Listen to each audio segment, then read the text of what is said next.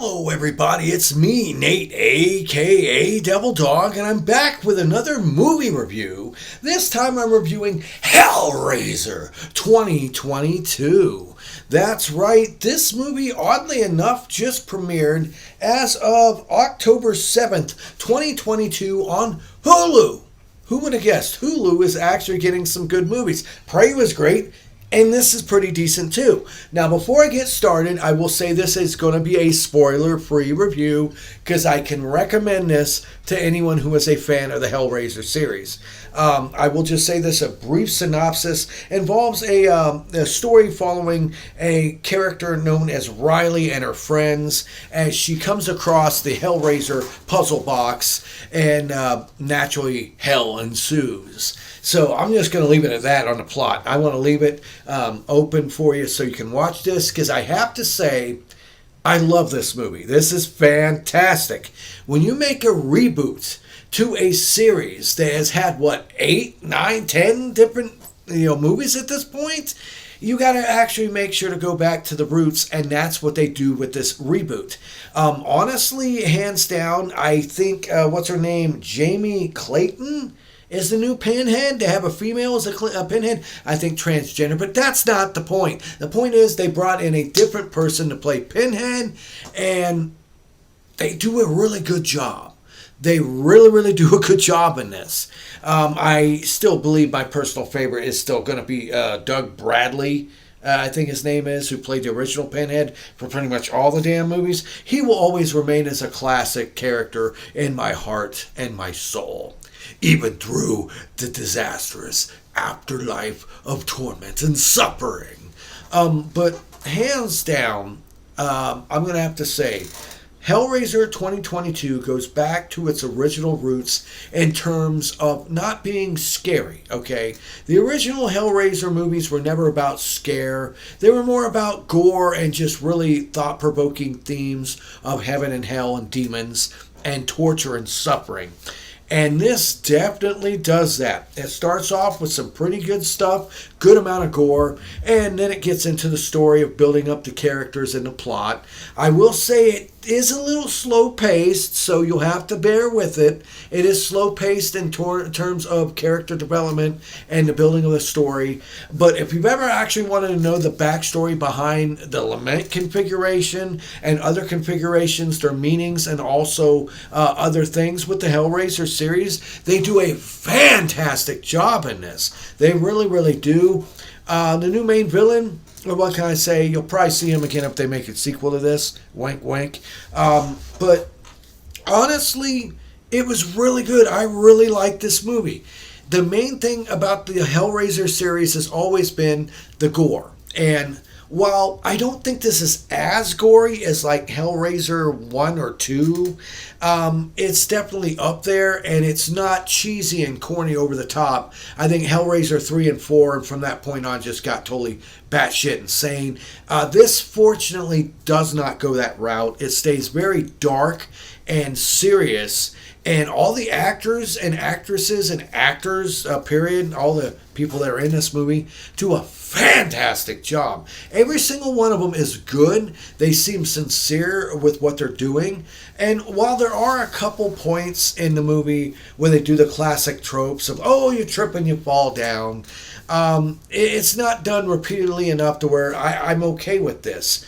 The effects, honestly, are really, really good in this. The Cenobites look fantastic, though I kind of wish there would have been more scenes where you could see them up a little bit closer in brighter lighting, but I understand that would break with the overall feel of the movie. Honestly, the practical effects were top notch. Once again, that requires a lot of the gore effects to be done practically instead of digitally, and you can tell the difference. You can tell when there's parts when it's digital gore and also practical gore, and they combine the two in a really, really good way, honestly. I mean, there's some parts that you're not going to show like skin ripping and tearing, that it's done practical for the most part. I think that's all digital, all CGI. which I didn't have a problem because it was done very, very well and tied in with the actual practical effects of the massive gore. I mean, there's not buckets of blood in this movie, but there is a good amount of gore, a good amount of blood. Because let's be honest, if you're watching a Hellraiser movie, that's kind of what you go in for. Like I said, the plot is kind of bare bones. It is a reboot going back to the original, explaining the box, the different configurations. Basically, if you do this, you will summon basically demons from the gate of hell or whatever. And if you do enough things, you can see their, quote, God in order to ask for a wish. And you get different wishes. And no matter what you pick, it's kind of like a catch-22. It's always going to be a bait and switch because no matter what you pick, if you choose pleasure, it's going to be pleasure or pain. If you choose money, it's going to be money or pain. If you choose pain, it's probably going to be pleasure. I don't know. Maybe someone should try that sometime. But honestly, I would have to say this is another hit. Hulu is knocking it out of the park with their movies here lately. Prey was great. They got a sequel to that coming soon, and I hope they make a sequel to this in the future. A lot of people were up in arms because they did not bring back Doug Bradley as Pinhead in this. They recast as a different character. But if you go back to the books and everything else from Clive Barker, the original stories, you realize the Cenobites and Pinhead themselves could be a representation of any person at that time. So it's not set on that particular character, even though a lot of the other Hellraiser movies actually dove deep into the background story of how Pinhead was made, the Doug Bradley version, that is.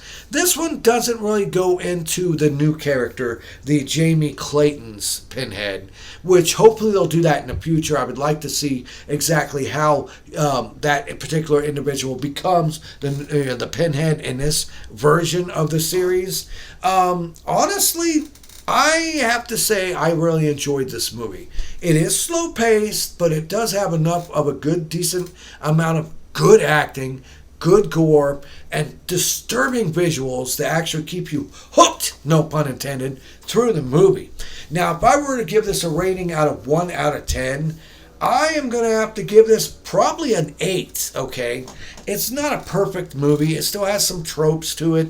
It still has some stuff I noticed is a little off. Like I said, the pacing, some of the characters, while they are great acting, I just didn't really care about them. But all in all, it was an entertaining movie, and I can say it's way better than like the last 4 Hellraiser movies. Honestly, this is up there, like I said, with Hellraiser 1 and 2 in terms of the actual movie itself. Can I recommend it? If you're a fan of Hellraiser, I can definitely recommend it because this goes back to its roots and does a fantastic job with it. Like I said, the Cenobites, disturbing. I think Chatterbox returns, but Butterball don't, and the rest of them don't.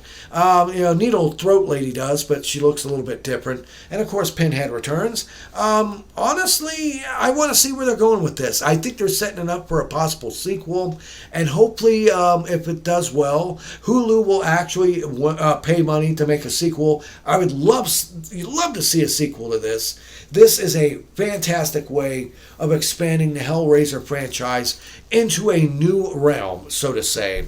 With new actors, new plots and everything, but still actually paying enough homage and respect to the original source material to where a true fan of the original can watch this and go,